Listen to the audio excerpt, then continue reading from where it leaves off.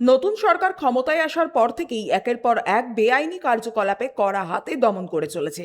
কোথাও কোনো অবৈধ কাজ ধরা পড়লে সঙ্গে সঙ্গে তার বিরুদ্ধে নেওয়া হচ্ছে কড়া পদক্ষেপ।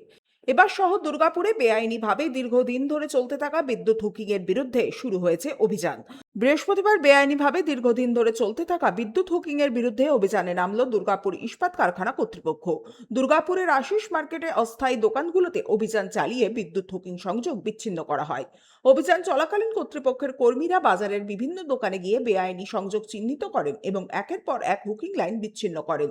উল্লেখ্য, পূর্বেও শহরের চণ্ডীদাস বাজারে প্রায় 50টিরও বেশি দোকানে বেআইনি বিদ্যুৎ সংযোগ বিচ্ছিন্ন করা হয়েছে এবং ভবিষ্যতেও হুকিং ও বিদ্যুৎ চুরির বিরুদ্ধে নিয়মিত নজরদারি এবং অভিযান চালানো হবে বলে জানান কর্তৃপক্ষ।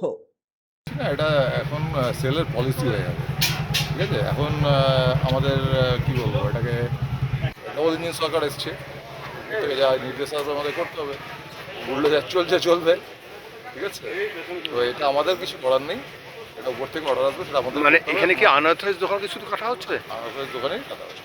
অথরাইজ দোকান কেন কাটা হবে? যারা মিটার আছে, যারা বিল দেয়, তাদের কেন কাটা হবে? শুধু আনঅথরাইজ দোকান, শুধু এখান থেকে শুরু হয়েছে, আরো সব জায়গায় কি হবে? হলিয়াসে হয়েছে, এখানে হয়েছে, যেখানে যেখানে আছে সেখানে সেখানে হবে। সনাতন গড়াই, 99 নিউজ বাংলা, দুর্গাপুর। আপনারা দেখছেন 99 নিউজ বাংলা। বদলাবো আমরা।